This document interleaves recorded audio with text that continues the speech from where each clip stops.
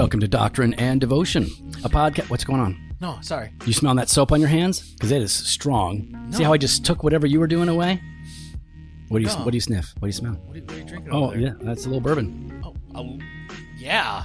Wow.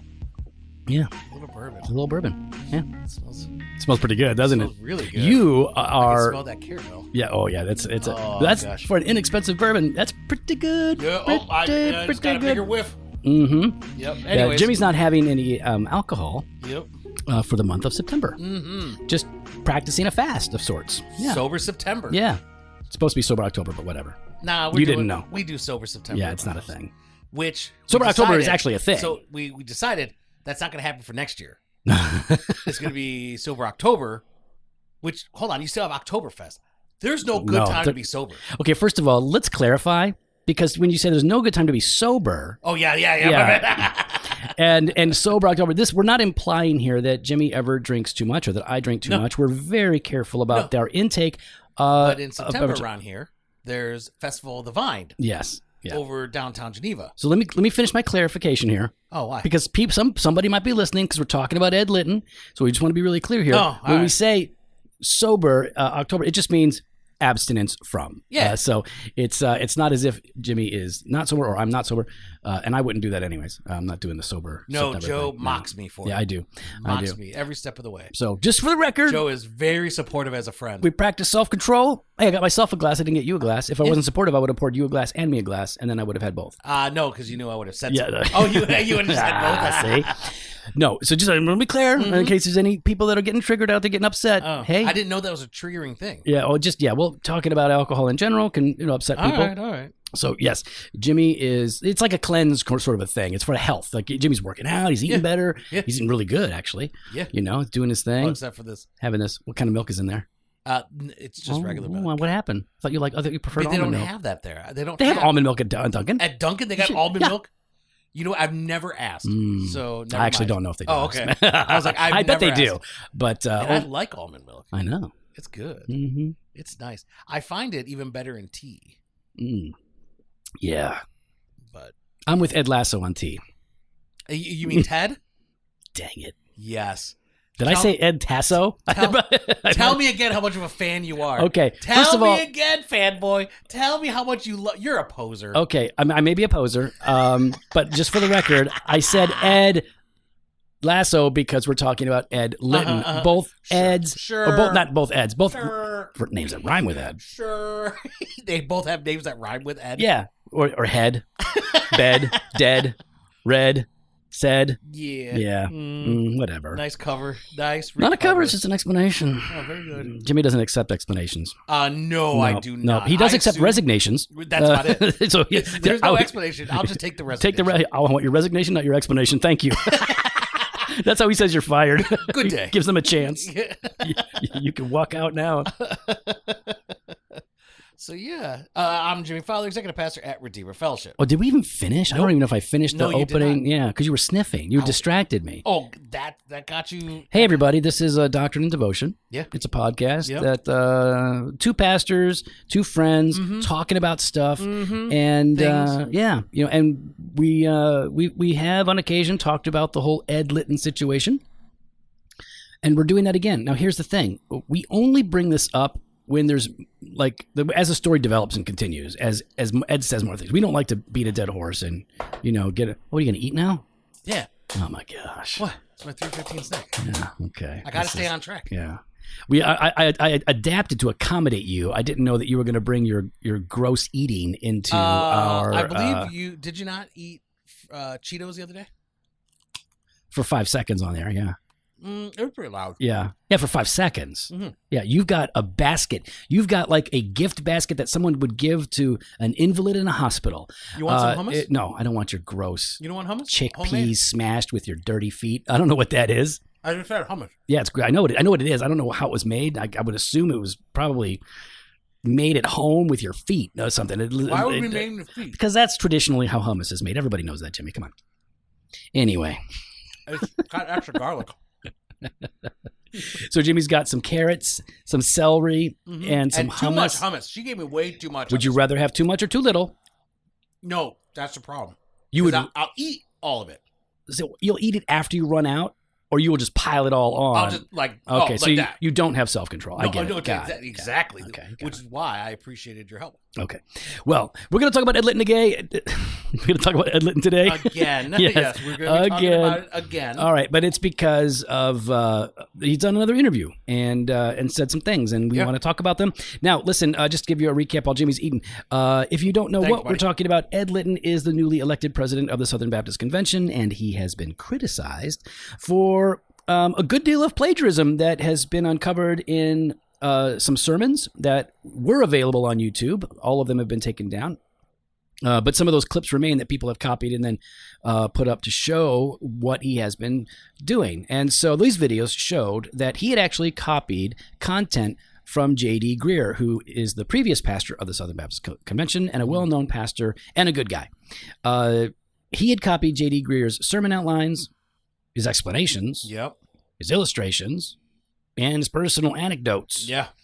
Even aside comments, like a lot. So it wasn't as if the whole 40-minute sermon is a word-for-word copy, but much of it is clearly taken. Yeah. And some of it is word for word. So and even some of those things are like, even the mannerisms of how some of these anecdotes were delivered. Yeah, like just like throwaway lines about Augustine, people attribute this to Augustine, but this wasn't a quote from Augustine. And then he goes on. It's like, okay. And even though that's general knowledge for people that have studied the issue. In the context of the text, the sermon, everything else. And everything going on, it's like, all right, it's hard not to think that you pulled that from him, even though you probably should have known that. Yeah. And maybe he did. Yeah. Maybe he did. So anyways, what happened was on September 14th, Dr. Greenway, who is the president of Southwestern Baptist Theological Seminary, he sat down with Dr. Litton. I think it's Dr. Litton. I don't remember, but he sat down with President Litton for a Southwestern Baptist Theological Seminary chapel. It was almost an hour-long discussion to talk about all things SBC, and about 11 minutes were given to this, what is called Sermongate scandal. And he said some things that we need to talk about, at least that we want to talk about. And so I'm going to play less than 2 minutes here. But so we want to give you a little bit of context here. So Dr. Greenway introduces this and says, hey, why don't you talk a little bit about this accusation of plagiarism? Do you agree that it was plagiarism and all of that? And so we're going to come in at the 5:36 mark. Let's see if this you got it. Works. Ready? Yeah, you're doing this. Here we go. Perfect. Got it. The situation that we find ourselves in today is that a series of messages we did last year on the book of Romans, which I want to just be honest with you, was intimidating for me. I've preached Romans before, but a lot of things have changed in my life in the last 10 years that I may get to in a moment. But when I approached that, I noticed that I had my commentaries. I bought new commentaries preparing for that series. We actually plan our preaching about 2 years in advance. And in that particular case, I started listening to J.D. Greear, who had done a series just previous to this. And I was really moved by the way he handled some very challenging passages in Romans. So I called J.D. and I asked him, I said, first of all, would you mind sharing with me how you broke down the book of Romans to do it in 1 year? Which he sent me a spreadsheet with all that information. That was very helpful. So as a part of the preaching planning. But then I said, there's material here. Do you mind if I use this material? He was very gracious. And I think he even quoted Adrian Rogers, if my bullet fits your gun, shoot it. And I said, that's fine, and I appreciate it. So there are, a couple of particular cases, times where I made statements that others have been able to line up with statements that from the same text, the same passage that J.D. used. So to answer your question, I don't consider that plagiarism. All right. So first, we want to make sure we know, that's not our audio quality. Yeah, the audio dipping in and out. They were having trouble at their chapel. Yeah. So, all right, I got. You got some things? Things? Well, no, I have many things. But the one thing I want to point out, though, is Ed may not have known when he's preaching to make sure he cites, but thankfully he's learned to cite for somebody else. JD was quoting someone else. Why couldn't he do that in his own sermon? Yeah. Yeah, it's good. That's a good point. It's ironic. It's ironic, right? It was like, I almost spit my hummus. Yeah. I'm like, did he really just make sure to cite who JD said, and he couldn't cite who he said? This is such a mess, man. Well, listen, and again, I'm sure Ed is a good guy, great guy, Christian, loves Jesus, loves his people, all that. But this is a problem, and in our estimation, he's got a blind spot here for seeing this. So a couple of things just to note. One, his answer here is presented in such a way that is suggesting that this is limited to this series on Romans. Yeah. That like, hey, listen, it's as if he's saying this has come up because there is this unique situation in which I was working on Romans and I wound up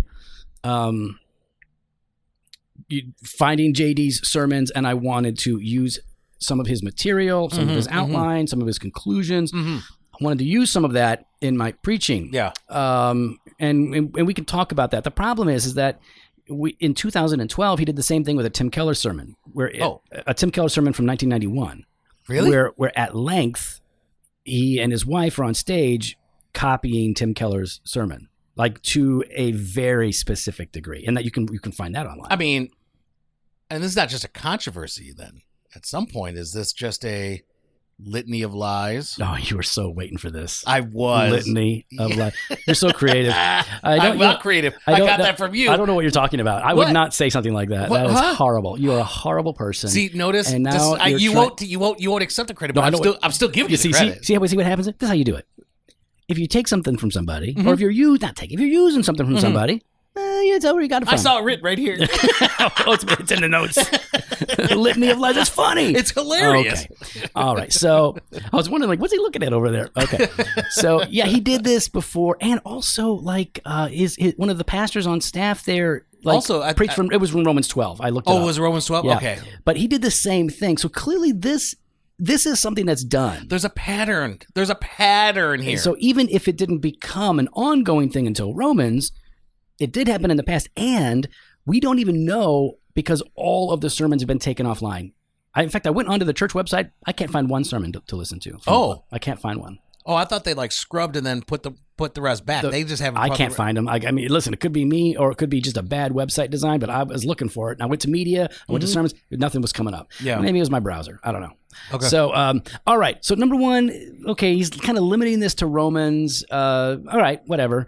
But then he says at the 702 mark, I don't consider that plagiarism. The fact that, I don't consider that plagiarism, that I used his ideas and his materials.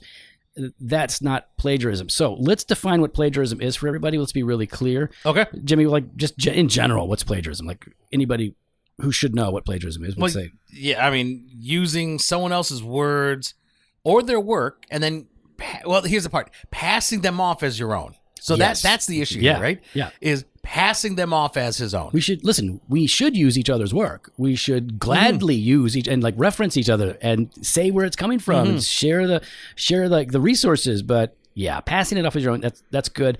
I looked it up on SBT. Southern Baptist Theological Seminary defines plagiarism as the use or theft of intellectual property without attribution. Use or theft. A lot of people are So we're saying that Moeller would expel him? Oh, if he did this on a paper, yes. In fact, Moeller talked about this at a recent chapel or, a party with the president. I don't know what they call it. Do something. Prez? Yeah, Prez and live in the present. I don't know what they call it. They call it something. Present prayer? Something probably like that. No, with Moeller, it's probably present praise. Yeah, it would be more praise. Yeah. Praise band, circa 1990. So, and listen, I like Moeller a lot. I'm a fan. So Moeller you're a huge fan. In addressing this issue, he specifically says, listen, this is coming up. What we're talking about, he was talking about this issue of plagiarism. And he said that what Ed Litton did is not what we accept here at Southern. It is not okay. It's not what we're building. We're not building that kind of a person. That was as hard as he got in addressing the issue. Ultimately, he didn't come down and say what the response should be as the convention of churches. He was. I made it sound like it was an integrity thing, though. Yeah, which is weird to me. And I get why he might be thinking that way, because, like, again, I like to assume the best of people. People want to say, especially when it's Moeller. No, anybody. I like to assume the best of anybody. It's like, until I have evidence, right? It definitely, I would say that it comes off as a very political way of responding. Yeah. And yet, I love politics in our church. even in seminary, even in Mohler's response of being, if it was, it seems pretty political to me. He still does say, this is wrong. This is not good. This is bad news. But when it comes down to saying something harder, he doesn't. I wanted him to say more, but that's a whole nother thing. All right. Jimmy, we looked up Southwestern, which is where he's at right now. Okay. I think it's in their student handbook, but they have a definition of plagiarism as well. Here you go. Plagiarism is submitting as one's own work material prepared in whole or in part by another person while failing to give proper credit on papers for sources used. So same thing. Oh. It's presenting material as if it's your own. It's presenting, and you're implicitly doing it, right? If you don't cite the source, then you are implying this is me. These are my words. And listen, we've talked about this. When I am coaching a guy through preaching or looking at his notes before he goes up to preach, and I see something worded really well, like Pat has done this before, I'm looking at his notes and I see a line and I'm like, whoa, where'd you get that? That line, that's really good. That's not from you. Where'd you get that? And he's like, nope, that's from me. I'm like, really, dude? Yeah. That's really good. Yeah. That's awesome. Because if it wasn't, then you should say. You got to say. Because that's a really good line. Yeah. And so like you got to follow up. Now, sermons, of course, they are different from papers. They're not the same thing. There is a difference from preaching a sermon in the pulpit and writing a paper.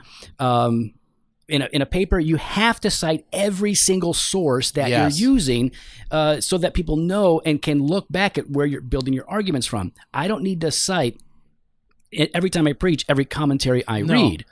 But if the structure of my sermon is dependent upon another's work, really, let me put it this way. If I like the outline of another let's say I'm looking at a passage and the exegetical structure happens to be the structure that I want to use for my homiletical outline, which, by the way, are oftentimes very different things. Again, another subject. If I found out like that was it, I would either have to say this outline comes from, or I would alter it so that it then fits my context better. And I'm always going to want to change things and make them more suitable to my audience or to our congregation or whoever it is. Yeah. So it's just kind of strange. But it is strange because when I was writing papers, even if like I got an idea, I might not have said word for word, I didn't quote it like that. Yes. But I'd write it in my words, but I'd still cite. Yeah, footnote. Yep. Boom. As reflected in. Indebted to. Yeah, absolutely. And again, so you go into great detail and you can't always do that. And yes, sometimes, oftentimes, you'll come across an idea or an expression and clearly it's something that's been in use for 2,000 years. People have repeated this a million times. You don't know really where it comes from. You're not going to cite anybody for that. But this is different. Like the principle of plagiarism remains applicable to sermons. What Ed Litton did is plagiarism. I don't understand anybody getting any way around that. I know we've talked about this before, but we just want to be clear. He has to be defining plagiarism in a very narrow or strange way. It's the only way that we can get around him saying it's not plagiarism. Yeah, it's just in a it's I'm trying to word this right. It's a political way. It's just trying to escape the cycle and to quote unquote move on, as he worded it, right? Like he's ready to move on. He said that before, yeah. He said that before. It's hard. Which I don't understand. How do you address an issue if the person that is supposed to be, like you're trying to address it with, has decided, oh, it's not worth it, I'm moving on? Now, what's interesting is the very next thing that he says here is he says, I did sin. And he's going to say what his sin was. So then what is, there's something about that word plagiarism that, people are not wanting to say. It's like he's freely admitting at this point, hey, listen, I got all this from JD. But he doesn't want to say it's plagiarism. Listen to what he says next, because I think it's bonkers. It's just bonkers. So we just defined what plagiarism was. It's using someone else's words without citation. Yep. Okay. He says, I didn't do that. Here's his sin.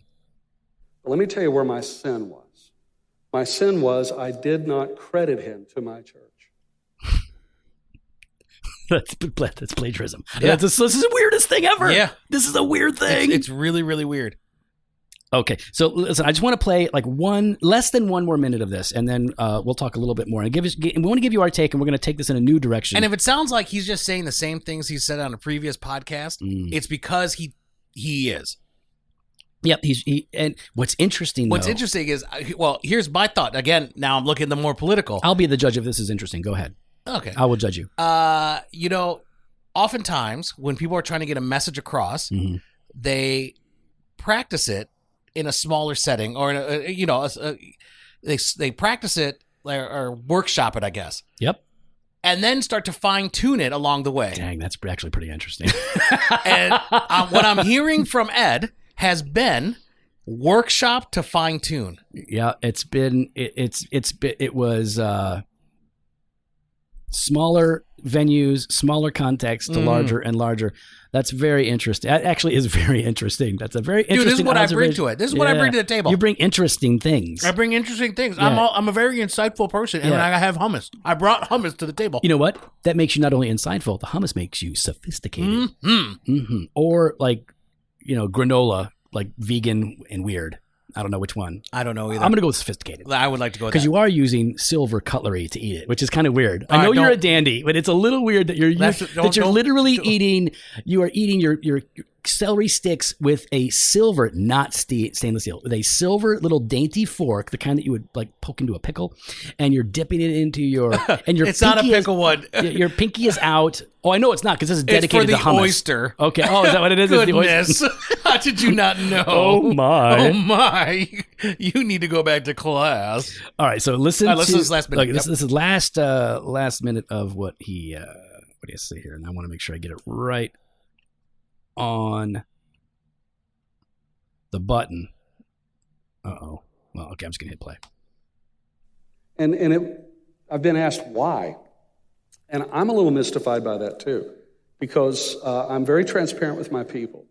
And the goal of using material, whether it's written by R. Kent Hughes or International Critical Commentary or any other commentary you use, is to expound on the text and to make sure people understand the verse-by-verse meaning of that text. So that was my goal. It wasn't to become famous, because quite frankly, if that was my goal, I would not have picked J.B. Greer as someone to quote. The problem was I did not credit him, and I have repented of that to my church. I have repented of that to our leadership, and quite frankly, we're in a process of changing some things. I'm fasting from listening to preaching right now, because it turns out I have a capacity to remember statements that are made in an audible sermon that I hear. It's a little too good. I'm sorry, dude. Sorry. This is a kind of a humble brag that is just silly. It's really funny, dude. Man, you know what? Jimmy's over here flailing his arms. No. Hummus is on the walls. Like, you know who else made that claim? No. Driscoll. Oh, did he really? Oh, that's right. Yeah, with his books. He's like, I don't remember. I just remember things. I have a photographic memory. I would read a book and I could have this amazing recall. That's why you don't have to go up with a Post-it note and 15 minutes of prep. It wasn't the 30 minutes of ranting and rabbit trails. That wasn't that at all. Okay. Okay. All right, we'll finish. He's got a couple. All right. I think he's got a couple more seconds. I wasn't trying to distract you. But the truth is, this has been a very painful process for me. It's been a hot process for me. Let me explain. And he goes on to talk about refiner's fire and how God's refining him. All right. So look. And you know what? I'm glad to hear that part, right? Like, I don't want to diminish that. I'm sure this has been excruciating. Oh, in various ways. Embarrassing. Painful. Yeah, all of that's true. I mean, I personally, if in the midst of that, I would have to be questioning my calling. Yeah. And saying, okay, like, and not necessarily question my calling, like, am I meant to be a pastor? But I think maybe I would be questioning my passion. Like, is this what I'm meant to continue to be doing right now? Yeah. Because the thing that that I'm called to do primarily, I'm workshopping it out. Yeah, to administer the word, right? To minister the word, like you're promulgating, you're preaching, you're teaching, like that is the job. Listen, Jimmy and I are not awesome, amazing preachers. We hope to be, and we strive to be faithful preachers of God's word. And I'll tell you, whether it's the outline of our sermons or whether it's the way we explain it, it is all us. And if we pull it from somebody else, then we just simply say in passing, like, it's just like, hey, by the way, I'm gonna explain this to you in 3 parts, and like I'm getting this from this commentary. It's really helpful. You should check it out, and then we're done. That's it. It's that simple. And by the way, if you would have to do that every 5 seconds, then you're not preaching your own sermon anyways. No, So, and people could tell the voice, right? Yeah, oh yeah. Like that was one of the things, and I don't know, Ed very well. I don't know him at all personally, but when we were looking at it all came out, and you're looking at the video, you can see how got Greer versus Litton. Well, not just but before, like I watched that, and then I went and watched other previous sermons of Ed Litton, right?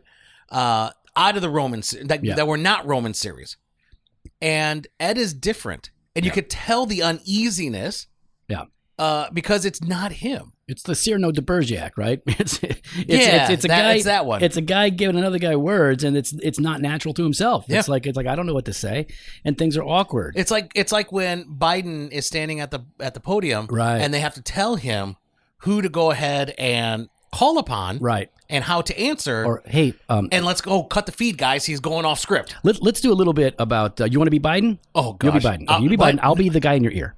Okay. Are you ready? Ready? Now, we're going to be at the end. We're going to be at the end. No, but no, President Biden. President Biden. But don't repeat me. Don't repeat me. But just listen. Listening. Cut the mic. President Biden, just turn around, walk away. Turn around. Oh my walk gosh, away? you're doing this. Oh my gosh, we're not going to get another term. Is there ice cream? No. Go walk off stage. I hear the ice cream truck.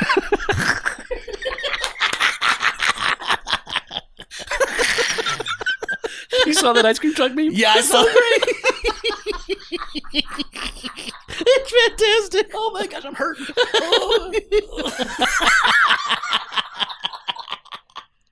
By the way, we're laughing at a meme. We're not laughing at a specific person, though we're not afraid to laugh at our presidents. We laughed at Trump too. Yep. But oh my gosh, the memes are funny. I did spend 5 minutes on Biden's earlobes and why they're different now for our small group. just to like listen. I don't think it's an impersonator. I think it's the effect of the facelift. I think is why his earlobes are now gone. Anyways, all right. Sorry. What were we talking about? Oh yeah. So here's the thing. He's acknowledged one aspect of sin, but he denies the charge of plagiarism. Yeah. And ultimately, to us, now listen, this is our take, and we could be wrong. Yep. But to us, it feels like he's downplaying the extent of what he's done. It doesn't seem like he's really taking ownership for the extent he keeps saying it's a small thing. It's just this. Hold on, but it's not only that he's not taking ownership in the regard that he's saying. Here's the thing, Ed. It was willful. Oh yeah, it was willful and intentional.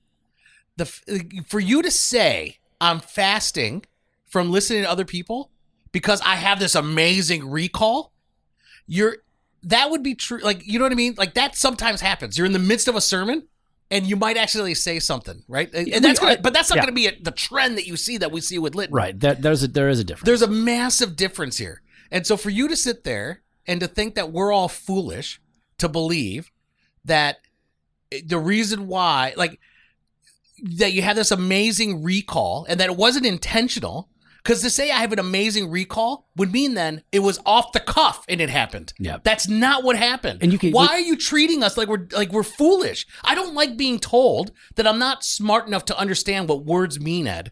Okay, sometimes, but sometimes it's superfluous.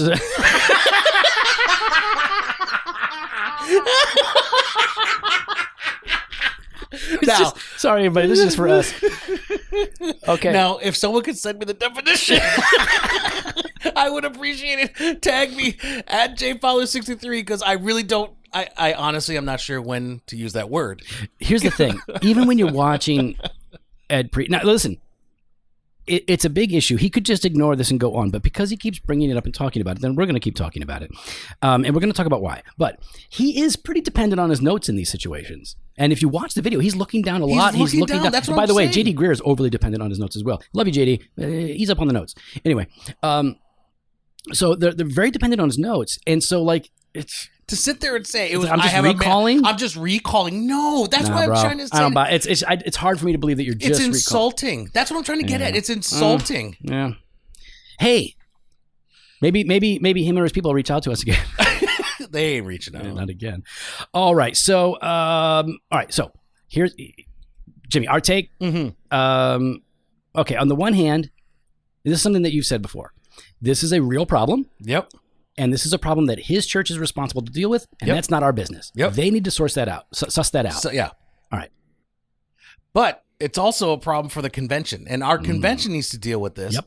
And that is our business. Yeah, it is. As well as, I think I want to add something here that Moeller mentioned, and I think Moeller is absolutely correct. So in his address, or in that question period, he was saying about like how there is now a culture in business of people researching and preparing certain parts of the sermon to like it farms out. We've created a culture where, we've allowed a culture within Christianity for pastors to be able to do that. And I think that's a problem. Yeah, we need to address it. We need to address that. Right? Now, let's just say this. You could do that in a good way.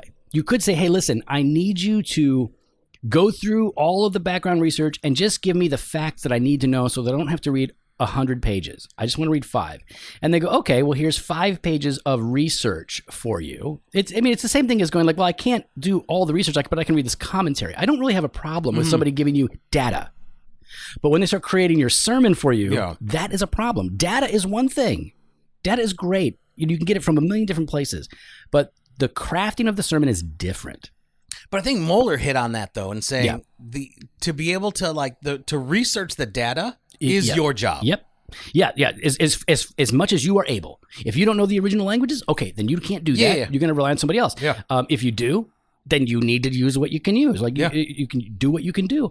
So yes, it is a big part of it, and it is hard for me to understand. Like, listen, on the one hand, this whole mythos of people saying like, oh, I'm going to spend 25 hours a week in my sermon prep. Not if you're a real pastor, you're not. Yeah. Not if you got people to counsel and lost people to evangelize and other things to do. If you're not raising up leaders, you're probably not going to have that much time. Now, in fairness, my goodness, that'd be amazing. How could you?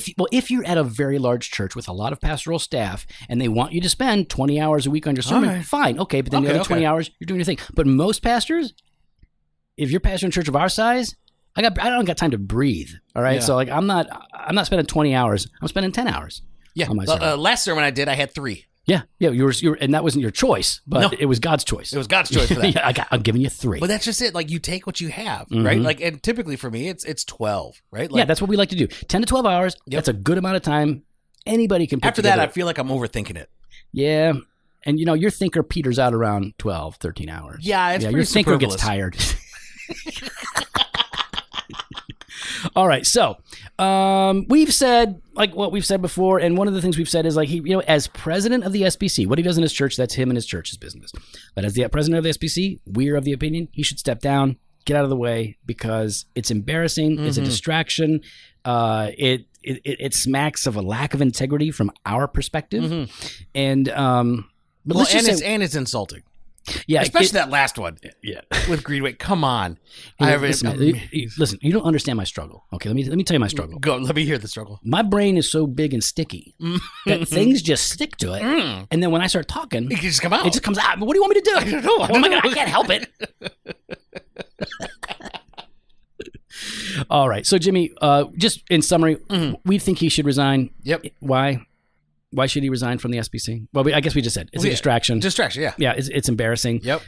It's unbecoming of leadership. But he doesn't seem to have any intention of stepping down. So here is the thing. Here's what we wanted to talk about. Now what? The Sbc Annual Convention is coming up in 2022, and Jimmy is going to spearhead a campaign to oust Ed Litton from... No, I'm just kidding. We're not doing that. But...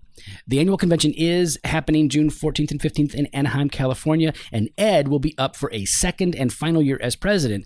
If you don't know how it works, and you can look at Article 5 of the Constitution of the SBC, officers of the convention shall be a president, a first and second vice president, a recording secretary, a registration secretary, and a treasurer. And these officers shall be elected annually and shall hold the office until their successors are elected and qualified. So here's what happens. You get elected as president in let's just say year 1 of your presidency. At the next year, you can run again and serve a second term, and then you're done. You can only do 2. If you want to run again, you got to wait a year. Then you can come back and do it again.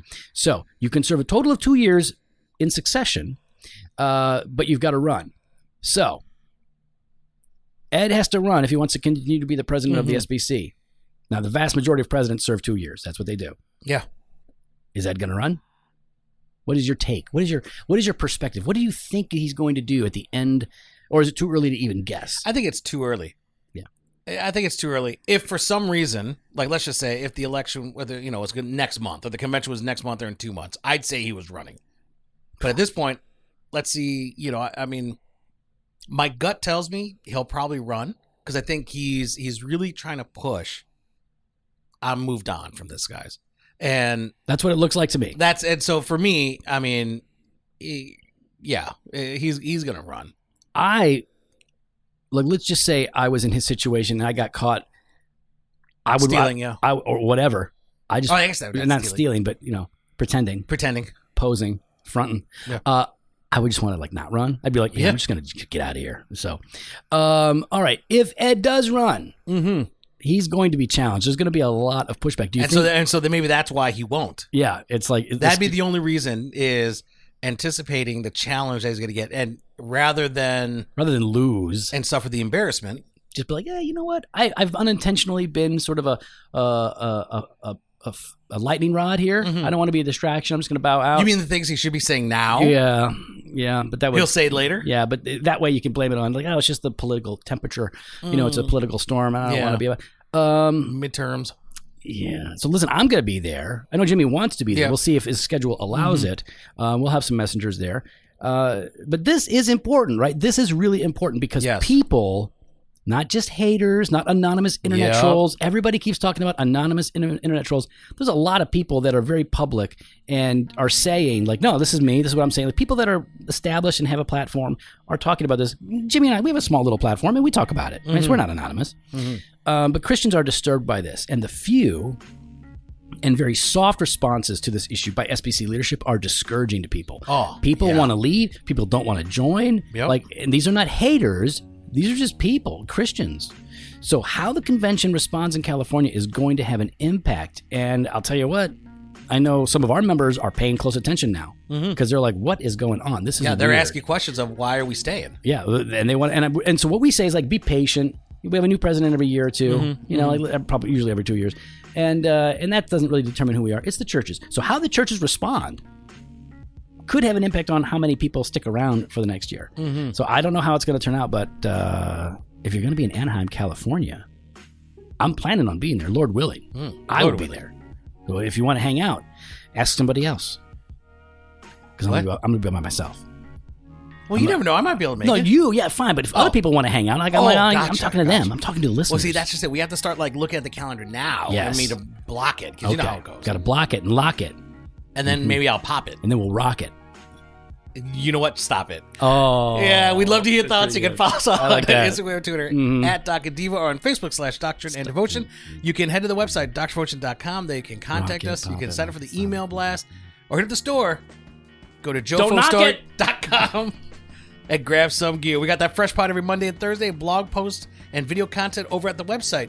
And we got that all-access exclusive content. You got Banter of Truth on Tuesdays, Weekday Wisdom Monday through Friday. Head on over to drdevotion.com/all access to register today. Later.